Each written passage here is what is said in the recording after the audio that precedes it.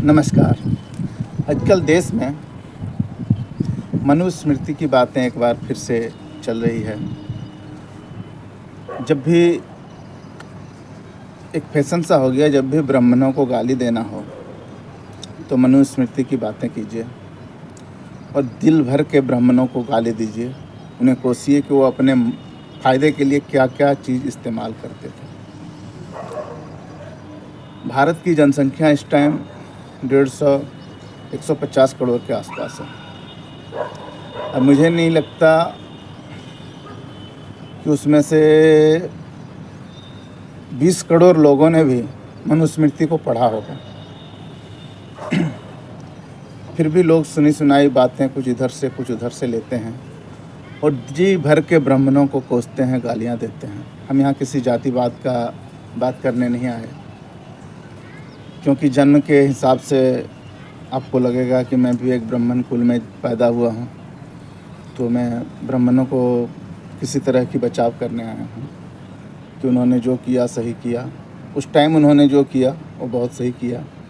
हो सकता है समय के साथ चेंजिंग होती रहती है, तब की ज़रूरत जो थी उस हिसाब से उन्होंने उस टाइम जो लिखा होगा। मैंने भी मनुस्मृति नहीं पढ़ा है, और आज के हिसाब से जो अब तो देश संविधान से चल रहा है, ना मनुस्मृति से चल रहा है, ना रामायण से, ना महाभारत से, किसी भी चीज़ से, ना गीता से। अभी तो देश बिल्कुल संविधान से चल रहा है, आज़ाद हैं सब लोग। कोई जाति प्रथा नहीं, कानूनी रूप से तो बिल्कुल भी नहीं है। अभी भी कुछ जगह छुआछूत भेदभाव हो सकता है किसी इलाके में हो, पर वैसे नॉर्मली आप कह सकते हैं कि भारत में ये चीज़ें ख़त्म हो गई हैं। लोग फिर भी मेरे समझ में नहीं आता आज मनुस्मृति की बातें करना कहाँ तक जायज़ है। मेरे दिमाग में कुछ सवाल था जो मैं आप सबसे पूछना चाहता हूँ। बहुत सारे बुद्धिजीवी लोग होंगे, अगर कोई इस वीडियो को देख रहे हैं तो मुझे ज़रूर बताएं कि मनुस्मृति की बातें कहाँ तक जायज़ है आज के टाइम में। क्योंकि लगभग 350 साल तक मुग़लों ने भारत पे राज किया, 1526 से 1857 ईस्वी तक। और जहाँ तक मुझे पता है, मुग़लों को मनुस्मृति से किसी तरह की कोई लेना देना नहीं होगा। वो मनुस्मृति को बिल्कुल भी नहीं मानते होंगे। यहाँ तक कि वो संस्कृत में लिखा तो कोई मुग़ल उसको पढ़ भी नहीं पाते होंगे, क्योंकि उनकी जो पढ़ने वाली भाषा थी, या ये कहें कि अरबी में वो भाषा के जानकार होते थे तो अरबी पढ़ सकते थे। मुझे नहीं लगता कि संस्कृत उनमें से, हाँ ठीक है, उनके कोई विद्वान, अगर कोई राजा ने ऐसा सुनने की इच्छा रखी होगी तो उनको कोई विद्वान ना हो भी कोई ब्राह्मण विद्वान ही होगा जो पढ़ के सुनाया और समझाया होगा, क्योंकि उनकी संस्कृत इतनी अच्छी नहीं होगी किसी मुग़लों की। तो 350 साल में उन्होंने तो मनुस्मृति के हिसाब से बिल्कुल अपने राज्य को नहीं चलाया होगा। अब 1857 से 1947 जहाँ अंग्रेज़ों ने इस देश पे राज किया, तो मुझे नहीं लगता कि अंग्रेज़ों ने भी मनुस्मृति के हिसाब से इस देश को चलाया होगा। हाँ, किसी डिबेट में कल कुछ लोग बता रहे थे, कुछ लोग क्या, कांग्रेस के एक प्रवक्ता हैं, मैं कल आज तक देख रहा था, तो मनु खेड़ा जी ये बता रहे थे कि सती प्रथा के बारे में बेसिकली वो बातें कर रहे थे कि एक आदमी छोटे लड़की से शादी करता है और जब आदमी मर जाता था तो उस लड़की को ज़बरदस्ती चिताओं पे जलाया जाता था। और डायरेक्ट चाहते तो सती प्रथा बोल के भी निकल सकते थे, लेकिन उन्होंने विस्तृत से इस चीज़ को रखा। अच्छी बात है, लोगों को जानकारी होना चाहिए।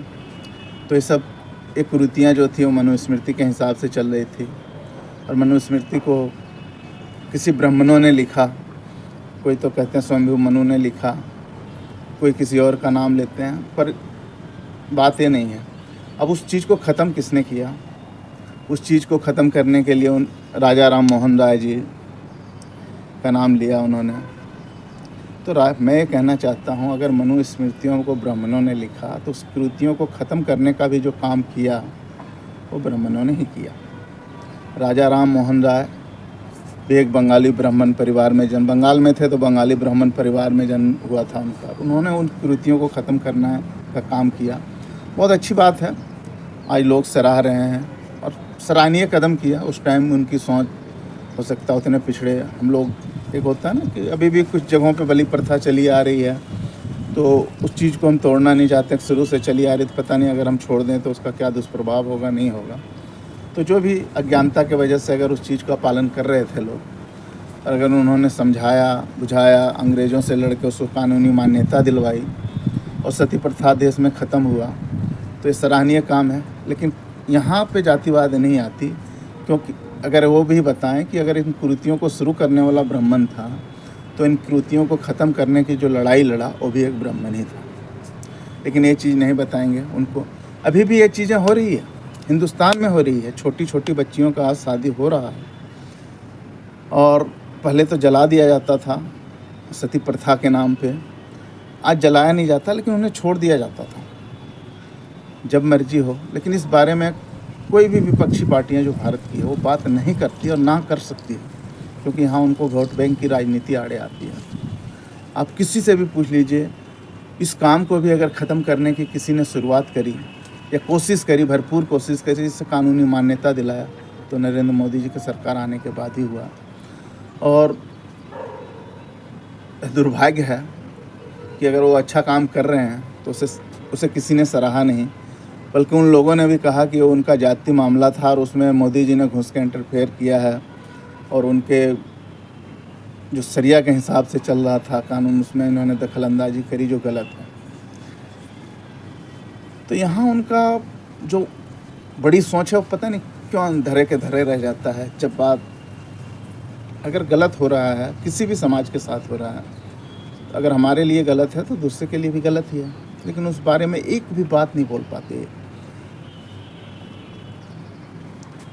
खैर, ये उनका निजी मामला अब नहीं रहा, बहस का दौर है। तो मेरे दिमाग में आया, यार 350 साल मुग़लों ने राज किया, फिर अंग्रेज़ों ने राज किया 1857 से 1947, लगभग 100 साल, 90 साल तो किया ही। उसके बाद का जो 1947 का दौर के बाद जो भी है, वो लगभग 40 साल कांग्रेस पार्टी ने राज किया देश पे। तो लगातार राज करते रहे, सारे जगह, सारे पूरे हिंदुस्तान में कांग्रेस पार्टी की सरकारें हुआ करती थी। तो अगर वहाँ भी कुछ कमी था तो वहाँ दूर कर सकते थे, लेकिन उन्होंने ना किया। सिर्फ जब कोसने की बात आती है तो मनुस्मृति में ऐसा क्या है कि ये जल भुन जाते हैं। ठीक है, कुछ तो अच्छी बातें भी होगी, कुछ कमियां होगी, तो कुछ उसमें अच्छाइयाँ भी होगी।